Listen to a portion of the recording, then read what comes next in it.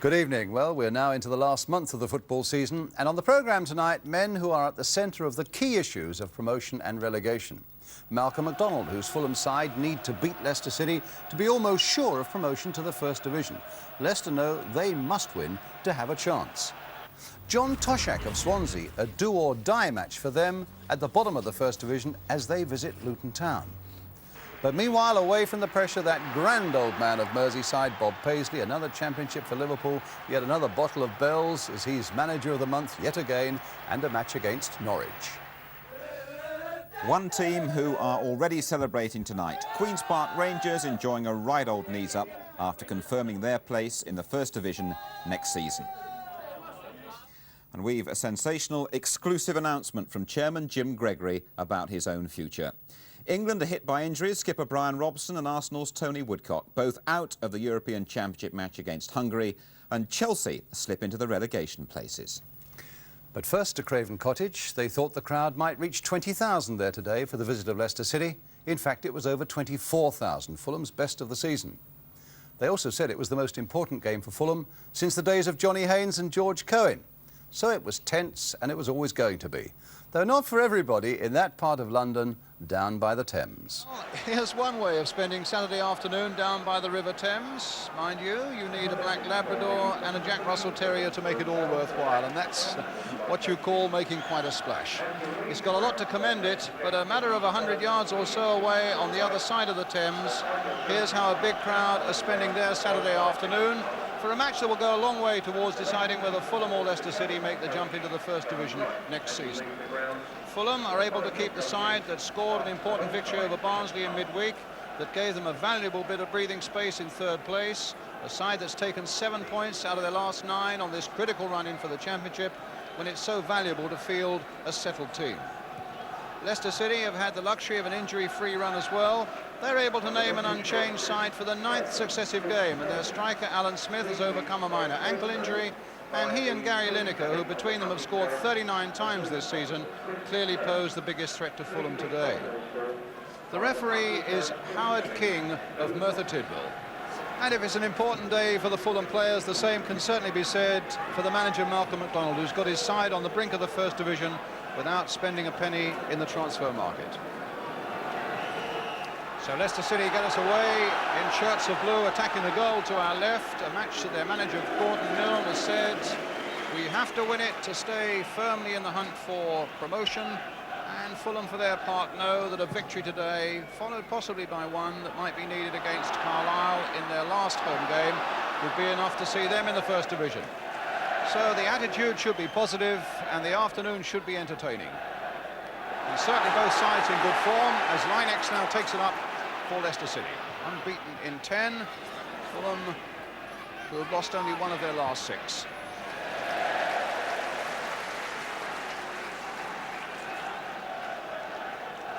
Throw which Jerry Daly will take for Leicester City.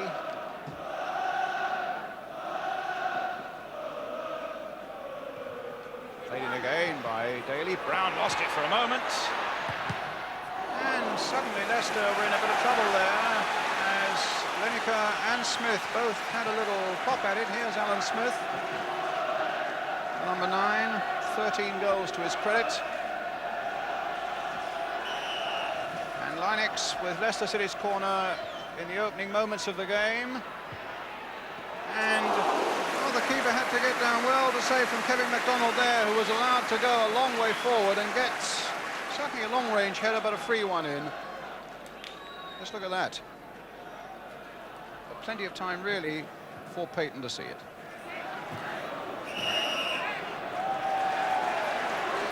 It has the feel of a cup tie, and in its sudden death importance, it almost is a cup tie. Bobby Smith then with the free kick. Good to see that sort of crowd at Craven Cottage. Roger Brown needed to win that in the air, but didn't manage it. And Lineker, wow, that was born of skill and confidence. And Smith played it in, and Roger Brown, who is needed to win this sort of ball in the air from Smith, and it comes for Lineker, and a goal kick. Wilson, Lineker. It's Houghton getting it away. Smith just failed to get to it, and McDonald playing it back once more.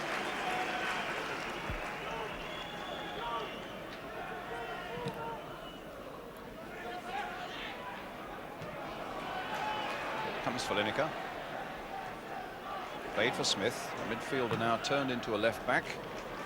Heinex playing it in. Jerry Daly first to it. Oh, and Wilson. And a good save. And they really caught Fulham out. No wonder Jerry Payton's doing a bit of shouting to a defence and shaking his head. They were pulled apart there. Daly, in fact, quickening it up beautifully, and a lovely ball played back for Wilson. And he did well to get down on it.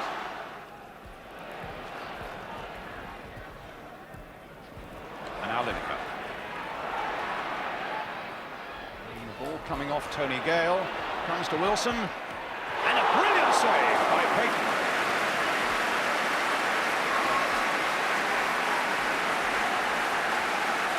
Played in well here by Lineker. And it just deflected off Gale, in fact. Wilson picked it up. And there would have just curled in. Driscoll firmly, but falls for Ian Wilson. Lineker, Wilson, Smith on the side, Hopkins close at hand, and a corner.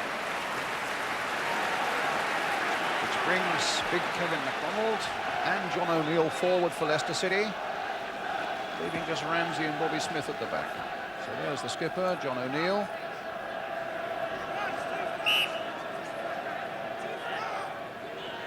It's Ian Wilson with 20 minutes of the game gone, with the corner for Leicester City.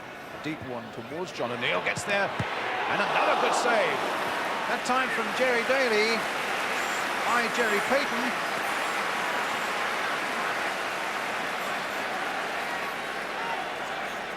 And well there.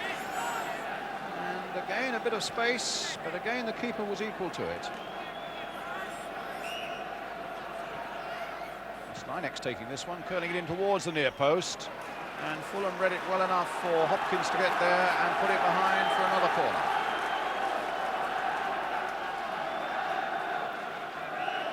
Heinex again. A deeper one this time, and he got it at the second or the third attempt, and he hasn't got it yet. Oh, and it might be anywhere. Thundering shot by Tommy English. Somehow Fulham picked it out, and it's another corner. This time to be taken by Heinex, and Payton had it and lost it twice, and it could have been a desperate moment for Fulham, but here we are again. Fists of Payton that time, but Heinex once more will want to turn it back for Leicester City. In the end, it's Wilson who gives them a little bit of breathing space, but here's Bobby Smith again now for Leicester. Towards the near post, and offside against Lineker and against McDonald. Along the river side to the ground.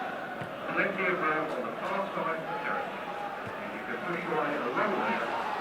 There's plenty of room on the far side of the terrace. And Wilson. Fulham's throw.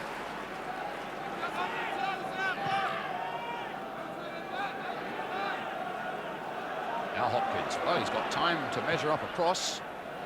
Trying to find Coney with it. Houghton working hard. Block. Putting it back again towards Coney. And a shove in the back by McDonald on the Fulham number 9.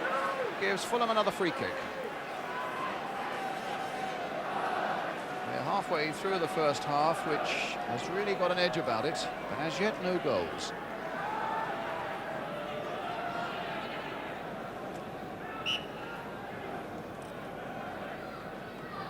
With it towards Roger Brown, climbing in there and beating Alan Smith, whose job it was to come back and challenge the big number 5. And Roger Brown has scored 5 goals this season from this sort of position, from this sort of situation. Didn't really get above that. Smith to Lineker. He's got Wilson waiting in the middle, who's made a lot of strides. That must go in, sure, you know. Somehow Lockett was who got it away, but there was a terrible moment of slackness in that Fulham defence as the ball whistled across the 6-yard area.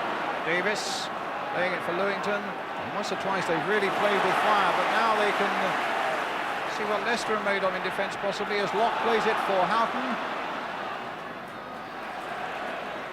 And Leicester quite comfortably getting the ball back to the applause of their fans behind Mark Wallington's goal. It was certainly a curious moment a moment ago when Fulham allowed that ball to go right across the 6-yard area before it was cleared by Kevin Locke. Neither side has really been able to settle into a relaxed rhythm. And here's Davis. Oof. It has to be a foul by McDonald, and it has to be a free kick.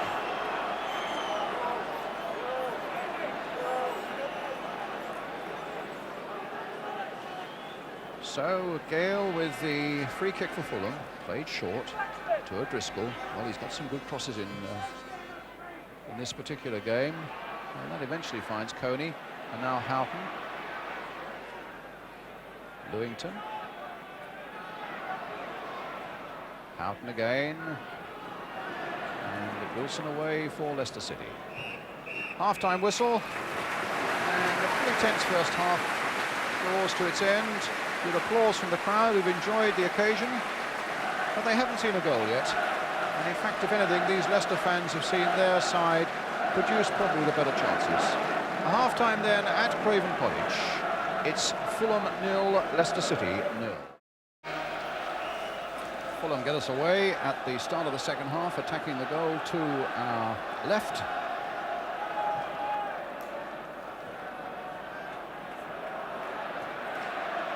Smith getting it away, or at least only half getting it away. And now has a better chance. Gale, Locke. So a puff at the cigar from Malcolm McDonald. You probably recognise Terry Mancini alongside him, who's looking after the youth team here. Coney, paid on for Davis. The flag is up for offside. Well, the jubilation, as they say, will be short-lived. And I think he knew it. The flag was up the moment he got possession there. Mind you, it was a marvellous piece of finishing, and it's the sight Fulham fans wanted to see. Brown, good, dominant, header of the ball.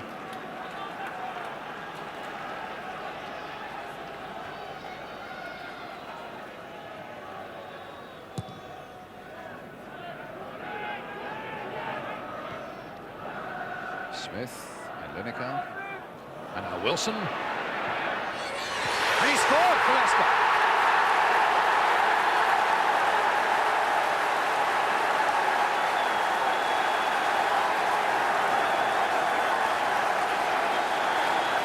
Well, it's a goal they threatened to get once or twice in the first half, but they haven't really caused Fulham any real problems in the second until now. Lineker playing it there into the path of Ian Wilson. And away past the diving body of Payton into the corner of the net. Well, that creates a problem for Fulham. And it gives Leicester a great impetus now to go on and win this game, which if they do, they get within 2 points of Fulham. Promotion is really up for grabs. Leicester knew they had to win it, and so far it's gone well for them.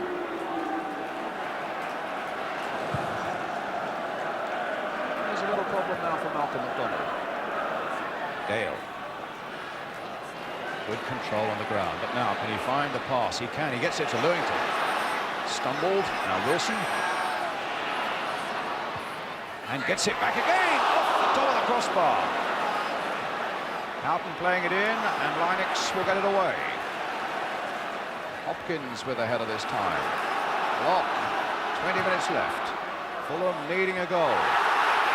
Davis got a shove in the back there, and in fact the referee just had a quick look at the linesman.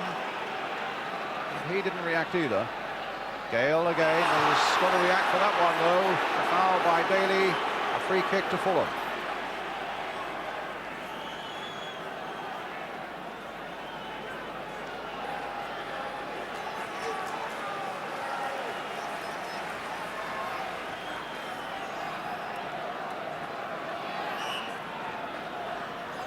Lock curling it in towards Roger Brown. He almost got there with his head. Even 6 inches further on there, and Brown would have headed that one powerfully, I think, beyond Wallington. Just look how close he was. He's really powering in there.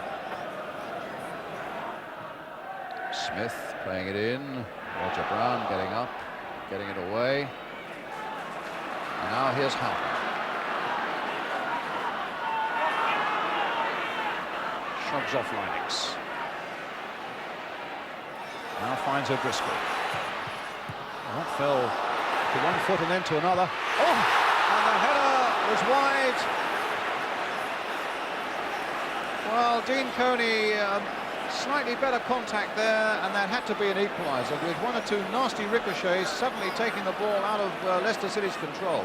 Played in firmly there, and the header wide by Dean Coney.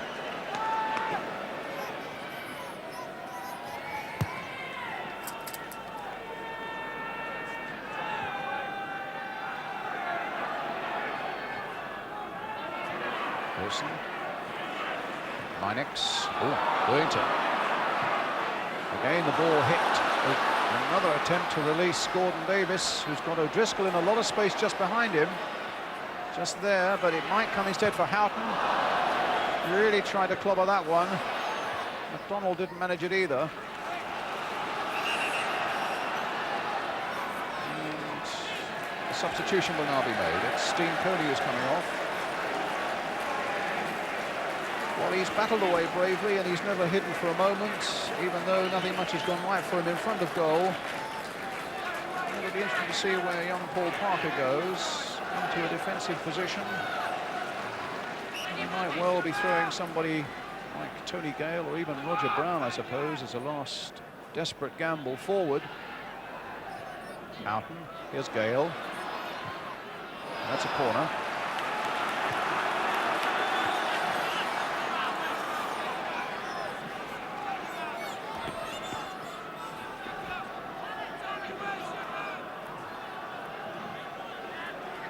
So Lock with the corner. Tried to get it to Gale. Roger Brown tried an overhead. Oh, and nodded off the line by Bobby Smith. Well, it looked for a moment as though Wilson had done something quite miraculous there by turning the ball back. It was flicked over there by a Leicester player. Wilson on the turn, and Bobby Smith away for the corner.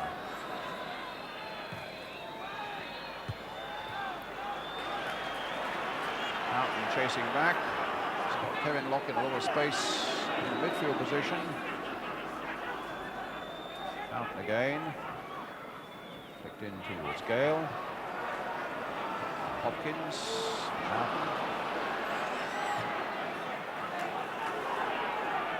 They've had that little bit of composure this afternoon at Leicester, where Fulham have lacked it. The throw given to Fulham, and the howls of anguish, you can be sure, came from the Leicester fans. Lewington. This will be Ramsey's ball, and he's quite happy to let that go across for the goal kick. With 7 minutes now remaining.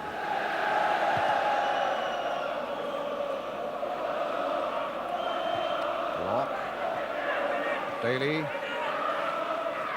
And the singing from the stands, you can be sure, comes from the Leicester fans. They sold some 900 seats, let alone all those on the terraces. There's Wilson again. Oh, well, that was not far away.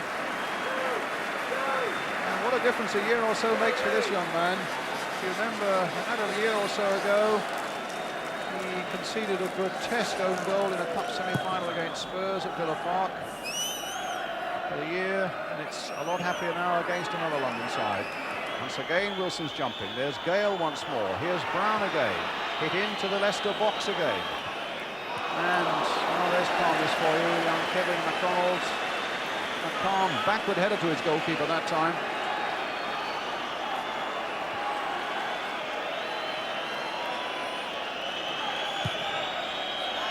Final whistle.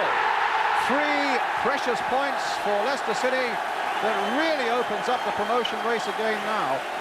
Delight from all the Leicester City fans. That goal by Ian Wilson in the second half. And it's provided Leicester City with a victory that extends their unbeaten run now to 11 games. Final score. It's Fulham 0, Leicester 1. So there we are then. Leicester have now crept to within 2 points of Fulham, and to think that in February Fulham were 11 points clear. Queen's Park Rangers made sure of promotion today. Those scenes a little later on in the programme. But suddenly there's a question mark whether Fulham will follow them into the First Division. For a start, Leicester knew that they deserved their win today. I think there's probably 2 significant factors in the game. Probably, you know, we started very well, so we got a grip on the game early with chances then.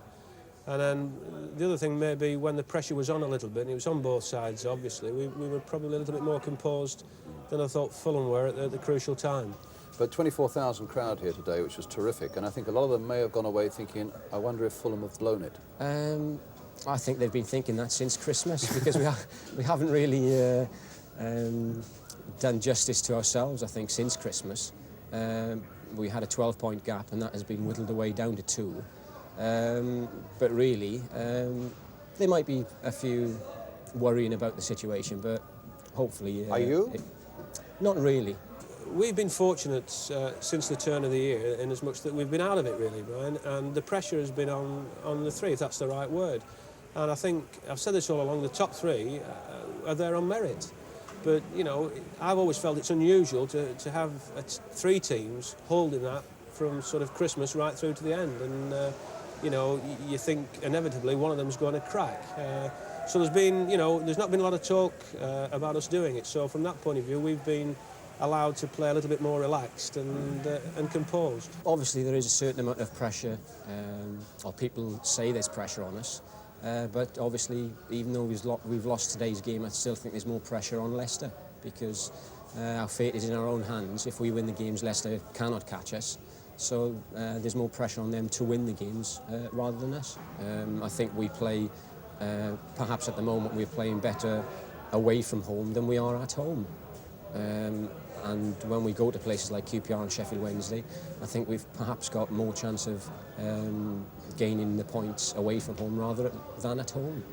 Just as well, really, because Fulham have 3 away and only 1 left at Craven Cottage. That's at home to Carlisle. They're away to Sheffield Wednesday, QPR and Derby. Leicester, well, they have 2 at home against strugglers Bolton and Burnley, and 2 away at Leeds and Oldham. It certainly seems then that it'll go to the very last game. But Queen's Park Rangers have already made it. Jim. Yes, that's right, Brian. The first promotion issue of the season decided at Loftus Road, where Queen's Park Rangers beat Leeds 1-0. It means Rangers are back in the First Division after a 4-year absence. Nothing like their best performance today. In fact, it was a Paul Hart own goal that beat Leeds. But what celebrations as the champagne flowed in the dressing room afterwards?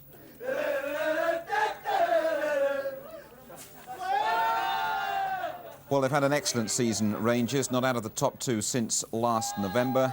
70 goals this season and coming to form at exactly the right time, only 1 defeat in the last 14 matches. Big grin from Bob Hazel. Excellent away record they've had as well, 10 wins, one of the best in the league. Well, Tony Seeley being persuaded to take a swig of the champers. First Division, here we come. Over the 37 games, we've worked as a team. You know, there's been no outstanding individuals. We've all battled hard, and we've got what we've deserved, I feel. Well, we felt that we were good enough, team-wise, to win the league, and I just think everything has gone according to as we thought after the cup final. It was a bit unfortunate, but I feel that we've pulled everyone together, and you know, we're elated now that we've got promotion. But you know, we just missed out last year, and I think we've done very well this year.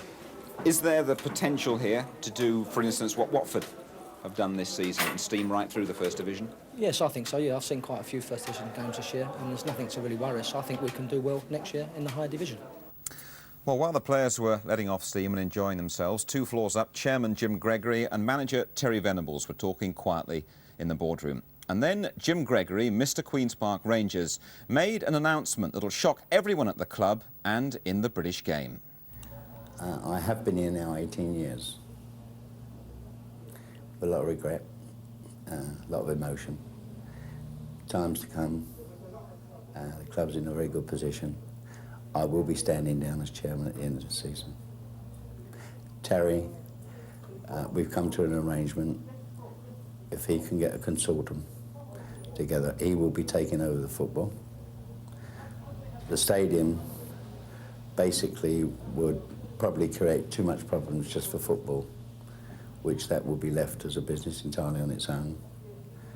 There'll be a 20-year lease for the football, or whatever, and all the players would go into the new company. And we're hoping, and I'm hoping, I should do everything in my power that it happens for Terry. Yeah, well, it's one where Jim's very determined to do what he's going to do. We've spoke about it many times, and I try to do everything I can to make him change his mind, but he's made up his mind. So therefore, that if someone else is going to take over the football side, I think it might just as well that it's me. And my ambition, he's a very wise man, and I've learned a lot in 2.5 years, and I would say if I could aim, if my ambition was to be 50% as good as what he's done, and as good as he is, I would be thrilled. Well, it's hard to imagine Queen's Park Rangers without Jim Gregory, but certainly no chairman has done more for his club than Jim has done down at Loftus Road. Meantime, and really by way of a real contrast, Rangers' West London neighbours Chelsea were beaten 3-0 at Burnley. Billy Hamilton, the Irish international, got 2 of those goals. And for the first time, Chelsea are in the relegation places. Crystal Palace beat Grimsby 2-0. Hilaire and Brooks got those goals, but Charlton were beaten. They lost 4-2 at Newcastle. But really, these 6 aren't the only ones involved, because Cambridge, who are 12th, are just 4 points clear of Rotherham. We must make a special mention tonight for 3rd Division Brentford, whose 7-1 win at Exeter was the best away win of the season. And Wimbledon, surely they'll be in the 3rd next season after a 1-0 win over Port Vale. And Wimbledon, a bit like Liverpool, another point, and they're definitely there. Tonight's international news: Brian Robson and Tony Woodcock are both out of England's European Championship squad for Wednesday's match against Hungary at Wembley. Robson misses his 3rd successive international, this time because of a groin strain. Tony Woodcock, he missed the second half of Arsenal's 3-0 win over Manchester City, and he's got the same injury. As for Northern Ireland, they've lost Norman Whiteside, the Manchester United striker, for the match with Albania in Belfast, and another striker, Michael Robinson. He's withdrawn from the Republic of Ireland's European Championship match in Spain. Michael Robinson has a bad hamstring. Well, now from Scotland, the match that could go a long way towards deciding their championship. Aberdeen in 3rd place against Celtic, who've just been pushed off the top by Dundee United. Celtic in their hoops, and your commentator at Pittodrie, Jock Brown. Watson now to Peter Weir. Slight of footy, they went past Eddie Provan. He was certainly impeded by Provan, and the referee, right on the spot, gives a free kick. Discussion between Provan and Weir. Certainly appears to be no animosity, but at the end of the day, it'll be Aberdeen's free kick. One scored and strike and recover. What do you picture? He's still on the ground. Free kick taken by McMaster. Rugby's up. A chance for McGee, and Aberdeen are in front. Mark McGee with his 25th goal of the season. 33.5 minutes gone, gives Aberdeen that precious opening goal. Well, it couldn't have been much simpler. The orthodox flighty free kick from John McMaster to the far post, the header back across to the opposite end of the goal, and there was McGee with Bonner scrambling desperately to keep the ball out. Another goal from a set piece for Aberdeen. 1-0 the result, and Aberdeen now 4 points behind the leaders Dundee United, but Aberdeen with a couple of matches in hand. And we've got one result from England tonight. It comes from Division 4, where Torquay beat Mansfield by 3-1. Brian. Thank you, Jim. Well, coming next, more action as Liverpool faced Norwich City. That dogfight at the bottom of the 1st Division between Luton Town and Swansea. There's some exciting stuff there, and it's all coming your way immediately after this. Welcome back. More action now, and we go to Anfield for it. Liverpool are the champions, in all but name, really, as they come to this match against Norwich City. They need just a point to satisfy the mathematicians and make themselves absolutely safe. At Anfield, our commentator is Martin Tyler with Liverpool in the red strip. Brilliant stop by Haylock. Fairly enough, too. This is Barham against Hansen. Guided back by Shannon for Dean, and a splendid save from Grobbelaar.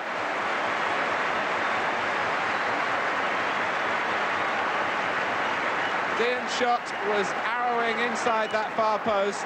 Controlled build-up by Norwich as Barham got the cross in. A delicate header from Shannon. Dean did really all that could be asked of him, and Grobbelaar did more.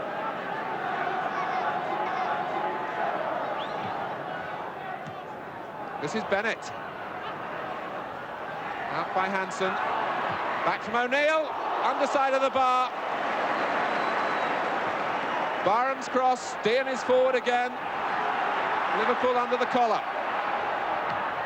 And finally, it's Watson who volleys over. But Grobbelaar was beaten this time by Martin O'Neill's shot and saved by the underside of the bar. Particularly threatening when Barham is involved. He took it on the chest. He gets past Kennedy. Goal. An own goal by Mark Lawrenson. The Norwich players have run to congratulate Barham, but it was Lawrenson who did the job that Birchim was trying to do alongside him. Here's Dalglish. Watson, who stopped the run of Whelan. Not wanting to shoot, really, and giving Hodgson a chance. Splendid handling from Woods. That was a little more like Liverpool. As soon as assessing the options, it ran kindly for Hodgson, and fine goalkeeping from Chris Woods. Johnston got the better of Downs. Lee in close attendance. Johnston uses him. Hodgson! Woods defies Liverpool again. The preliminaries conducted here by Johnston and Lee on Liverpool's right. And Hodgson had darted to the near post with a header that was blocked by Woods.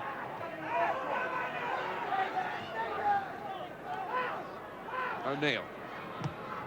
It's well struck! It's superbly struck!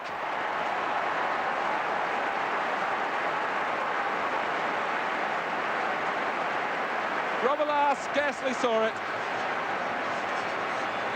Norwich celebrate a 2-0 lead.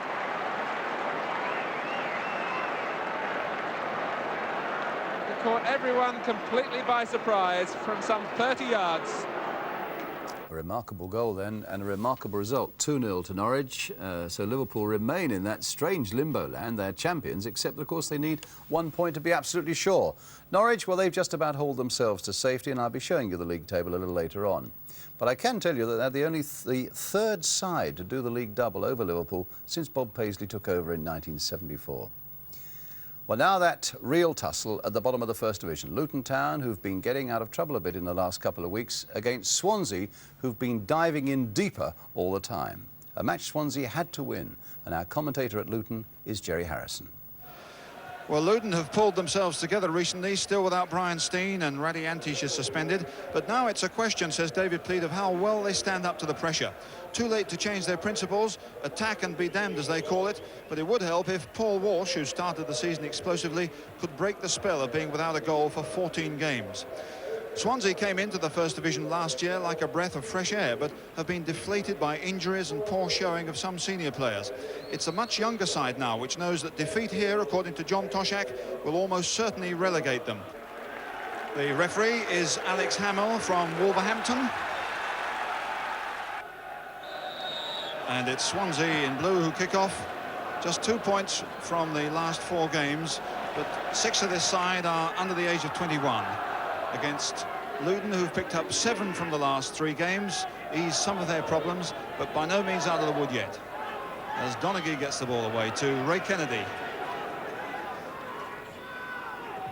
Robinson putting it forward. There's a foul there by Horton on Robinson, who's wearing 9 but will be playing in midfield.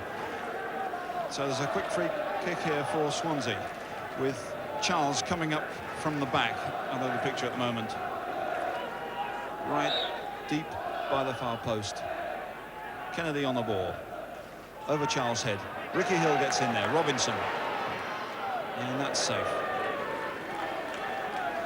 Robinson, one of 4 or 5 really seriously injured players during the course of the season. Most of the others aren't able to play again, but Robinson has at least recovered from a knee injury. Kirk Stevens. Loveridge doing well there. Turner battered down. Money coming back hard and turns well. But there's plenty of cover here for Swansea. Rekovic. Loveridge in here. Wayne Turner to Ricky Hill. Nice ball to Hill. Up against Lewis. Hill, good shot. A great save by Sander. Well, that's the first time he's shown in this game, and it was real quality. It was a teasing little ball that came through from Richard Money. It didn't look as if he was going to get there, first of all, and he turned away from Dudley Lewis and put one in quickly. And good goalkeeping. Forward goes Aylott and keeps it well. Oh, well, he's settled in here. Moss. Turning a couple of players inside out. Ricky Hill. Good turn, all appeals for handball. Arms raised everywhere. Certainly among the Luton players, the only one who didn't shove his arms up was Ricky Hill, who was right in the middle of all the action. But referee Alex Hamill not impressed. Walsh. A foul there by Rekovic. Free kick. Turner down now. But only temporarily. Elliott has pushed up over the far side. Are they 10 yards? Says Richard Money. Moss's kick. Aylott gets in there. It's Elliott. Ricky Hill! Well, Ricky Hill crept in there. The flag didn't go up. And for a player of his instinct and touch, it was a surprise that it went out. But it's Elliott getting it back in now. It's a hard one, certainly. And wide it goes.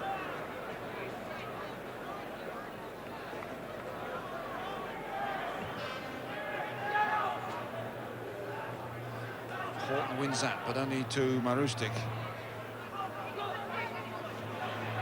Money.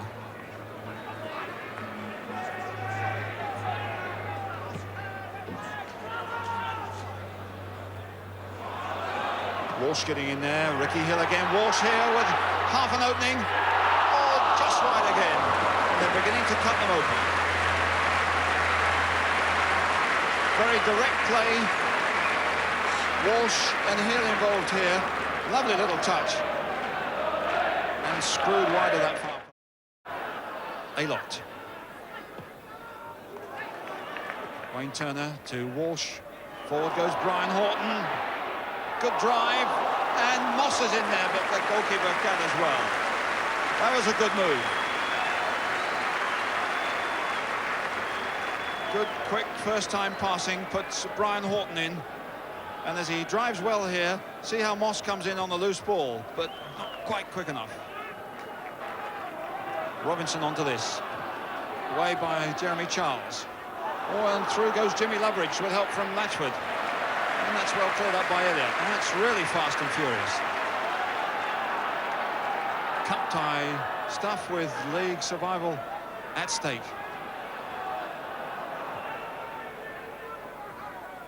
Oh, that's a nice little spinning ball from Paul Walsh. Hill to Stevens. Walsh gets into the middle for this one. Here's Walsh. Oh, a fine goal!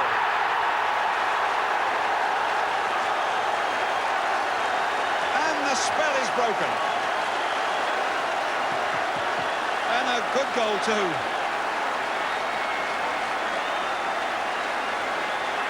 relief on their faces, joy from the supporters, but what a great ball from Kirk Stevens.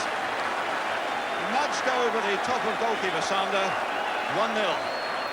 Moss, Hill, Walsh. Ricky Hill going forward. Here's an opening for Moss.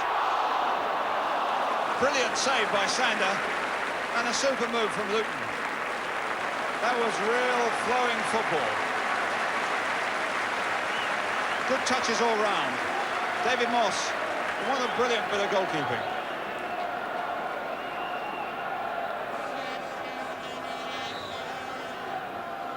Moss with a corner. Walsh is in there. Inches away from the goal that would have decided it.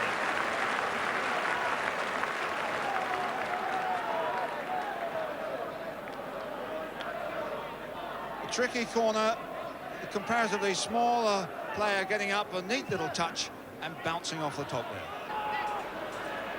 Aylott does well. Walsh is getting through here, chased by Jeremy Charles.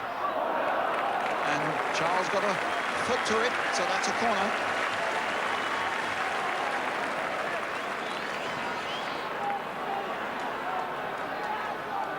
Moss to take the corner. Elliott is in there, so is Mal Donaghy.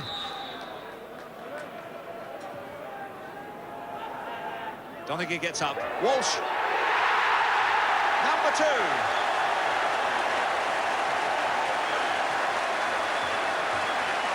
And surely Luton are safe now.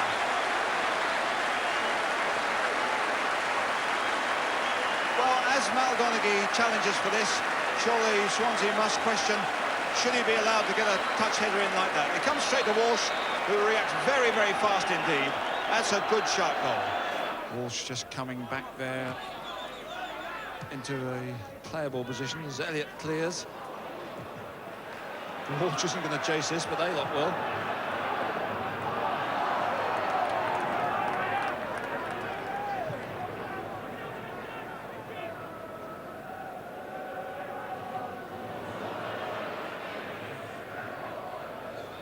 And here's Loveridge. Walsh is out of business at the moment, so tired. But Swansea keep going for one, and it's a good header by Latchford. Latchford getting a good touch there and putting Swansea back into the game. Well, just at the time when it looked as if Luton Town were resting on their laurels, Latchford gets up for a fine touch. He'd been out of the game for so long, but that goal typical of him, and it brings Swansea in with a hope with 4 minutes left.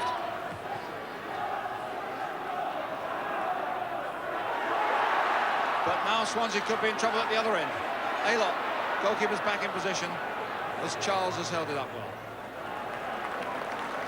Well, there's perhaps a final kick or punch to this tense game as Latchford makes it 24 for the season. But it's Luton pushing forward. And lo and behold, it's a hat-trick from Walsh. And that does finish it off. He barely had the strength to lift his leg and touch that one in. Well, he does pick his time to score hat-tricks. Always in a good position.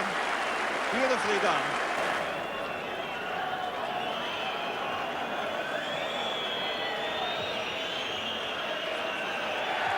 And there's the final whistle. Relief for Luton. A hat-trick for Paul Walsh. And 3 points for his club. So a result which eases Luton's problems considerably and dumps Swansea into deeper despair. The final score is Luton 3, Swansea 1. And that's a defeat, I would say, that more or less puts Swansea into the second division. Indeed, even their manager, John Toshak, said tonight, if I were a betting man, I wouldn't want to put money on us staying in the first division. This game was possibly our last chance to ensure safety. Just look, in fact, they're now 7 points adrift from the side fourth from the bottom, Manchester City. And, of course, it didn't help them that both Brighton and Birmingham won today. Oh, what a day for West London. Fulham stumbled with the first division in sight. Down the road, their neighbours, Queen's Park Rangers, make sure of promotion to the First Division. But in the midst of the celebrations, the man who's built QPR from a Third Division club with a Third Division ground to a First Division club once more with a ground as modern as any in the league has decided to step down as chairman. Congratulations then to Rangers and farewell to Jim Gregory, and good night to you all.